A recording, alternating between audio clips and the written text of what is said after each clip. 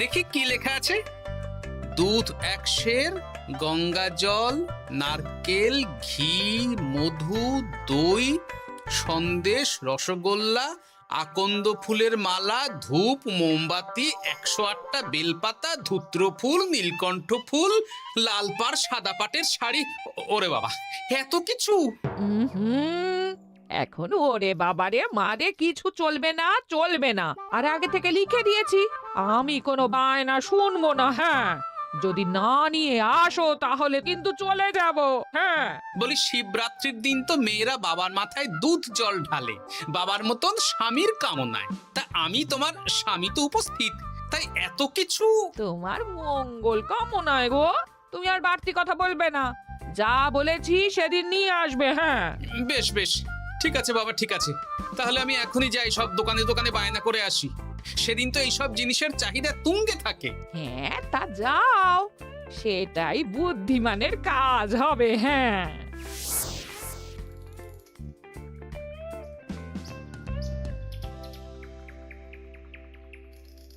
আরে এই তো পুটির বাবা, সকালে রাজসভায় গিয়েছিলে কিন্তু তেমন কোনো কথা হলো না। হ্যাঁ গোপাল দাদা, এখন কি যে করি। ঠিক আছে ঠিক আছে, আমি দেখছি কি ব্যবস্থা করা যায়, বুঝলে। ঠিক আছে গোপাল দাদা, একটু দেখো, বুঝতেই তো পারছো অভাবের সংসার। হ্যাঁ হ্যাঁ, কোনো চিন্তা করো না।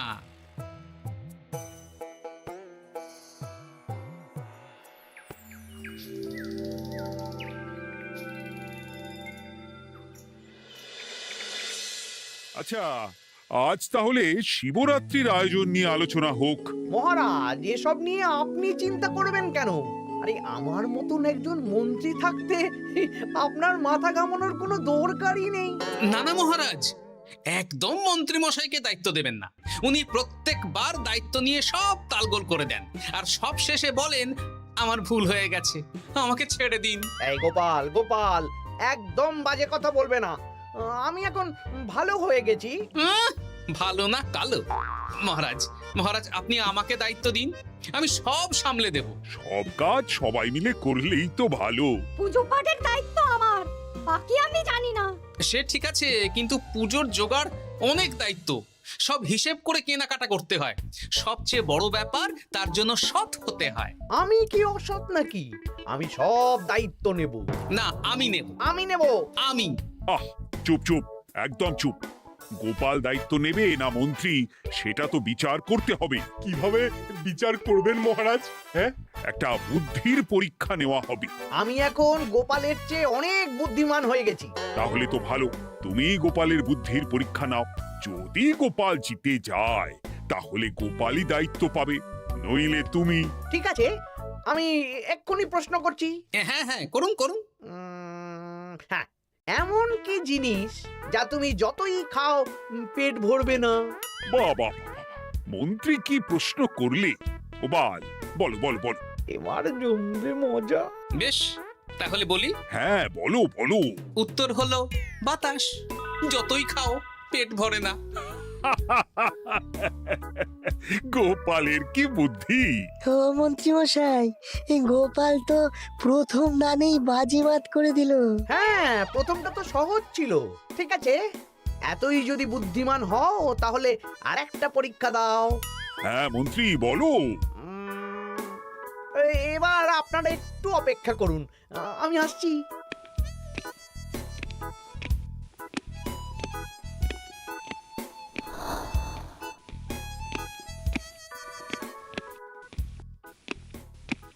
এই তো মন্ত্রী এসে গেছে, আবার হাতে একটা খাঁচা।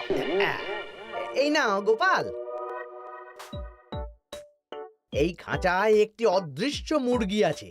তুমি যদি বুদ্ধিমান হও তবে এর মাংস রান্না করে আজ নৈশভোজে মহারাজকে খাওয়াতে হবে। যদি না পারো, দায়িত্বের দও পাবে না। বেশ, তাহলে দিন, আমি রাতেই আসছি, রান্না করে নিয়ে আসছি। আপনারাও সবাই হাজির থাকবেন কিন্তু।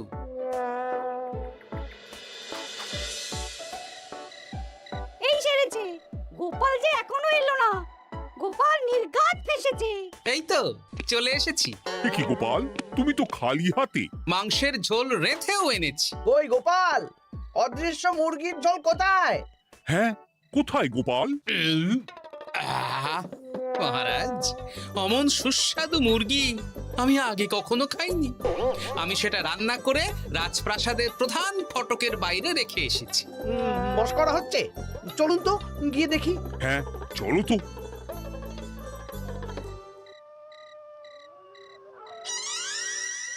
এ কি, এখানে তো কিছুই নেই, আমি তো দেখতে পাচ্ছি না।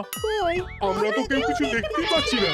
কোথায় কোথায় মাংসের ঝোল? আরে মন্ত্রী মশাই, অদৃশ্য মুরগি রান্না করলে ঝোলটাও তো অদৃশ্যই হবে। আপনি দেখতে পাচ্ছেন না, মানে আপনার মনে পাপ আছে, নইলে আপনার চোখের সমস্যা।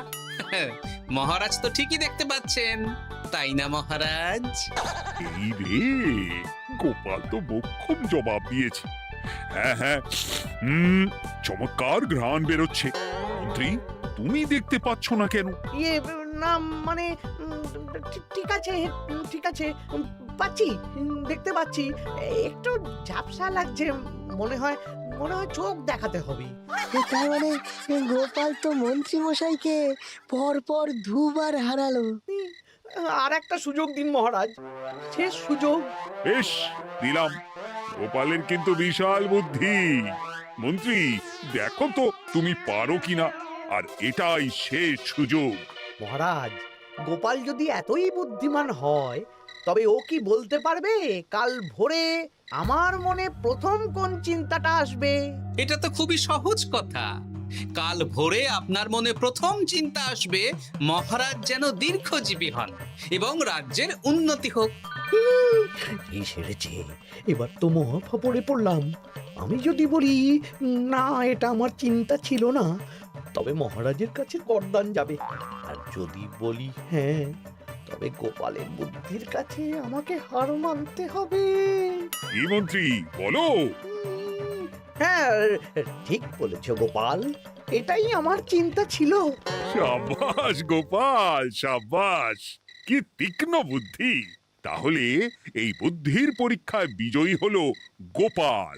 জয় গোপালের জয়। তাহলে শিবরাত্রির পুজোর আয়োজনের দায়িত্ব এবার গোপালের। আমার আর কোনো চিন্তা রইল না। মহারাজ, গোপাল তো সব দায়িত্বই পেল, আমাকেও কিছু একটা দায়িত্ব দিন। আমিও একটা ঈশ্বরের সেবা করার সুযোগ চাই। আহ, তুমি তো হেরে গেলে। তাতে কি, ভালো কাজ করতে চাইছি, একটু সুযোগ দিন মহারাজ। বেশ, তাহলে তুমি গ্রামবাসীদের ভোগ প্রসাদ খাওয়ানোর দায়িত্বটা নাও। ধন্যবাদ মহারাজ। হ্যাঁ মন্ত্রী, মিলেমিশে কাজ করো, কিন্তু ঝামেলা করো না। না না, আমি সুষ্ঠুভাবে পালন করব। ঠিক আছে মন্ত্রী মশাই, তাহলে ওইটুকুই করুক, কিন্তু আমার কাজে কোনো বাধা দিতে আসবেন না। না না না, তোমার কাজে কোনো বাধা আসবে না। আমি ভোগ প্রসাদ বিতরণ, খাওয়া দাওয়া, এই সব ব্যাপারটা দেখব।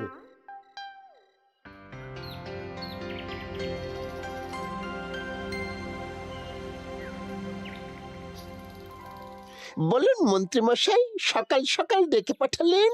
শোন বটাঘটা, এবারে শিবরাত্রি উপলক্ষে যে ভোগ প্রসাদ জনগণের উদ্দেশ্যে বিতরণ হবে, তার পুরো দায়িত্বই আমার। তাতে কি, মহারাজ আয়োজন করেন আর সব রাজ্যবাসী বিনামূল্যে খেয়ে যান। সেই প্রথা এতদিন চালু ছিল, কিন্তু এবার একটু অন্যরকম হবে। কিরকম কিরকম? তোরা দুজন আমার নাম করে সব গরিব প্রজাদের কাছ থেকে ভোগ খাওয়ার জন্য চাঁদা তুলবি। শিব পুজোয় চাঁদা?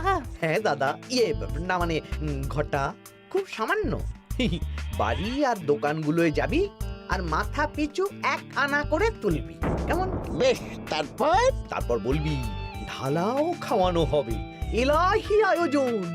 আচ্ছা ঠিক আছে। তবে ভুল করেও কোনো রাজসভাসদদের বাড়ি থেকে বা মান্যিগণ্যি লোকের বাড়ি থেকে এই চাঁদা তুলিস না যেন। না না, বুঝতে পেরেছি, তুলবো না। বলবি সারা রাত পুজো হবে, পরের দিন সকালে হবে প্রসাদ বিতরণ, কেমন?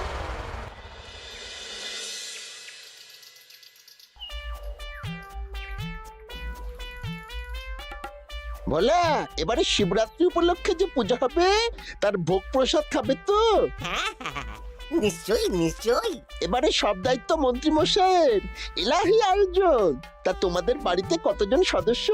আমি আর আমার গিন্নি দুজন। তাহলে দুয়ানা দাও, এক আনা করে দুজন। হ্যাঁ, আবার অর্থ দিতে হচ্ছে। হ্যাঁ, এলাহি আয়োজন, তাই এই সামান্য অনুদান। আচ্ছা বেশ, এই নাও দুয়ানা। চিন্তা করো না ভোলা, এমন খাওয়ানো হবে না। রাতের বেলা শিব পুজো আর পরের দিন সকালে জীব পুজো। বাবা বাবা বাবা, সব দোকানে দোকানে আমি যাচ্ছি, আর তুই লোকজনের বাড়ি বাড়ি যা। বেশ। রে কত হলো? অনেক হয়েছে মন্ত্রী মশাই, এই দেখুন। বাবা বাবা বাবা, এক আনা করে নিয়েই তো থলে ভরে গেছে। হ্যাঁ, এবার হবে মাছের তেলে মাছ ভাজা। মহারাজও ভোগের আয়োজনের জন্য আজকে মোহর দিয়ে দিয়েছেন। তার মানে তো আপনার মুনাফাই মুনাফা, লাভই লাভ। আমাদেরকেও কিছু দিন। দেব দেব, এখনো কাজ বাকি আছে।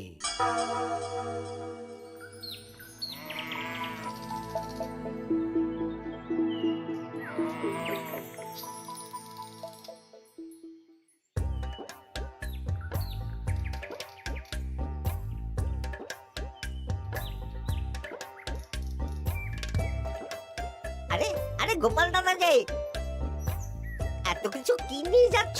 এই তো শিবরাত্রির পুজো উপলক্ষে দশকর্মার বাজার রাজবাড়ি নিয়ে যাচ্ছি। এবারে তো এলাহি ভোগের আয়োজন। রাতের বেলা শিব পুজো আর পরের দিন সকালে নাকি জীব পুজো। মন্ত্রী মশাই দায়িত্ব নিয়ে খাওয়াচ্ছেন। না না, খাওয়ার আয়োজন তো এমন কিছু নয়। আমি যতদূর জানি ওই খিচুড়ি, আলুর দম, ছেঁচড়া, পায়েস, চাটনি আর একটা করে মিষ্টি। আর যতদূর জানি এই ভোগ খাবার জন্য সব গ্রামবাসী থেকে মাথা পিছু এক আনা করে নিয়েছেন। হ্যাঁ, ভোগের প্রসাদ তো বিনামূল্যে। মন্ত্রীমশাই এক আনা করে মাথা পিছু নিয়েছেন? হ্যাঁ গো, এরকম তো কথা ছিল না। আচ্ছা আচ্ছা, আমি দেখছি কি করা যায়। দেখছি আমি দেখছি।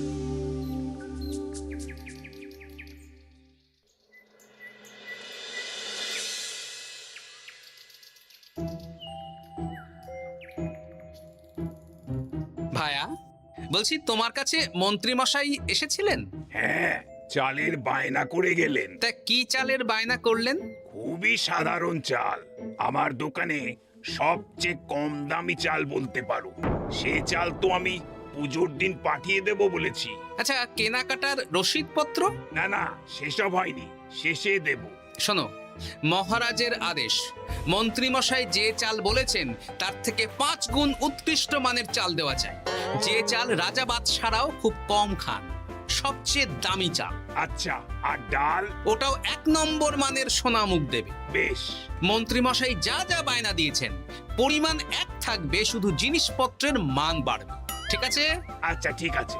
আর একথা মন্ত্রীমশাইকে জানানোর দরকার নেই, শুধু মোহরটা ওনার কাছ থেকে আদায় করে নিও। যেদিন খাওয়ানো হবে সেদিন বিকেলে যাবে, মানে শিবরাত্রির পরের দিন বিকেল। বেশ।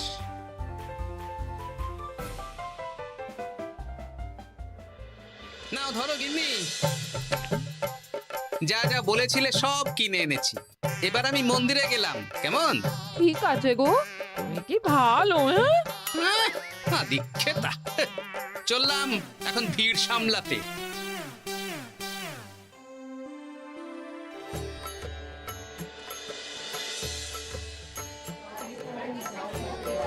একটু সারিবদ্ধভাবে দাঁড়ান, আপনারও সুযোগ আসবে। বাবা কাউকে ফিরিয়ে দেবে না। দেখো মন্ত্রী, দেখো গোপাল কি সুন্দর ভিড় সামলাচ্ছে। ওকে তো এই জন্যই দায়িত্ব দেওয়া। হ্যাঁ, তাই তো দেখছি। ওম নমঃ শিবায়। হে ভোলানাথ, দেবাদিদেব মহাদেব সকলের কল্যাণ করুন। জয় দেবাদিদেব মহাদেবের জয়। হে ভোলেনাথ মহেশ্বর, মঙ্গল করো বাবা। জয় বাবা ভোলাদেব মহেশ্বরের জয়।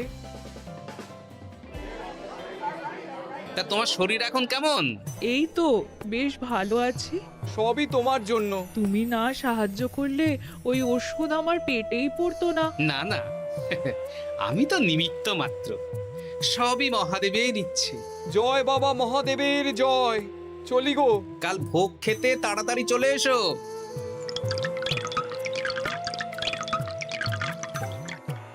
জয় দেবাদিদেব মহাদেবের জয়।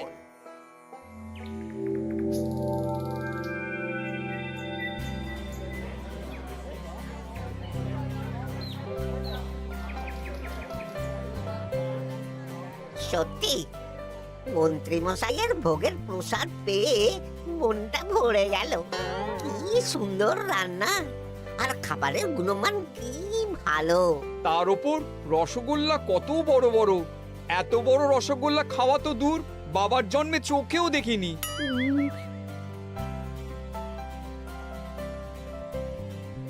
এই সেরেছে।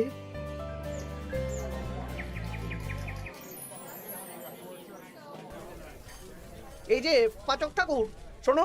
বলুন মন্ত্রী মশাই, আজ আমি খুব খুশি। কেন? আপনি মহান। কেন? মানে আপনি যে চাল পাঠিয়েছেন সে চালে রান্না করা আমার স্বপ্ন ছিল।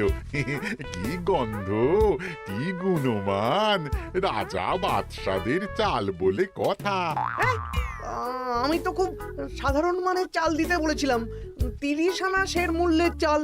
কেন, নবাব বাদশাদের ঘরে এই চালটা থাকে। তাই? কোথা থেকে এলো? কেন, চালের দোকান থেকে এসেছে। মিষ্টিও দারুণ, রসগোল্লা তো নয়, যেন যেন একেবারে বড় বড় রাজভোগ। কি আকার, কি গুণমান, কি স্বাদ। আহা, দেখুন দেখুন দেখুন। বাবা, ভোলা এত বড় রসগোল্লা দিয়েছে। ঠিক আছে, যা হচ্ছে হতে দে। আমি তো চিন্তায় পড়ে গেছি।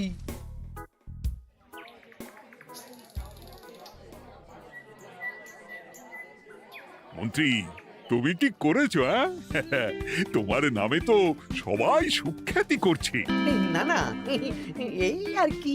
আমি যা অর্থ দিয়েছি এই আয়োজনের জন্য তো তার চেয়ে 5 গুণ বেশি মোহর লাগবে, কিন্তু তুমি কি করে করলে? মন্ত্রীমশাই সত্যিই ভালো হয়ে গেছেন। দেখো গোপাল, দেখো মন্ত্রী সত্যি বদলে গেছেন। সবই তো জনগণের সেবার জন্য।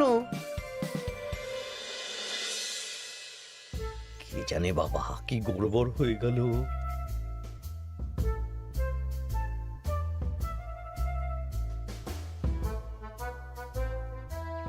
মন্ত্রী মশাই,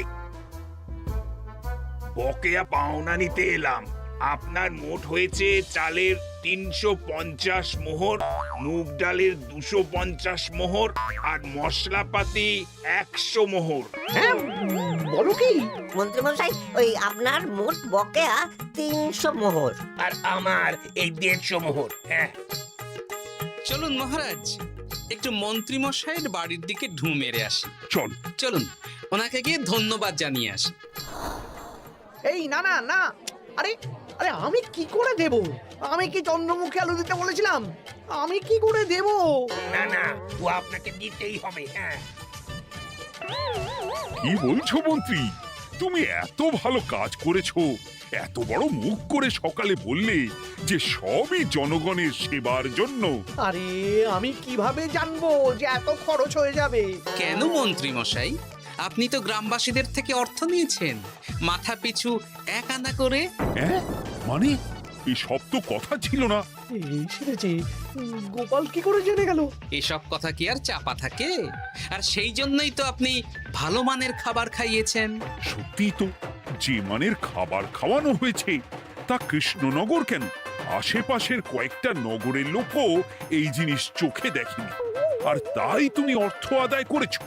না মানে, আমি বুঝতে পারছি না, আমার অনুমতি ছাড়া এগুলো হলো কি করে? মন্ত্রী মশাই, বকেয়া পাওনা দিন, নইলে খারাপ হয়ে যাবে বলে দিচ্ছি। হয়ে গেল, আমি ভিখারি হয়ে গেলাম। অগিন্নি, মোহরের থলেগুলো নিয়ে এসো, গয়নাগাটি নিয়ে এসো। আমাকে পথে বসিয়ে দিল। কে কে আমার এত বড় সর্বনাশ করলো? আমি মন্ত্রীমশাই, আমি আপনি যখন চাঁদা তুলে ভালো খাওয়াতে চাইছেন, তাই সবচেয়ে ভালো খাওয়ানোর ব্যবস্থা করে দিলাম, তাও আবার আপনার ঘাড় ভেঙে। আমার সর্বনাশ হয়ে গেল।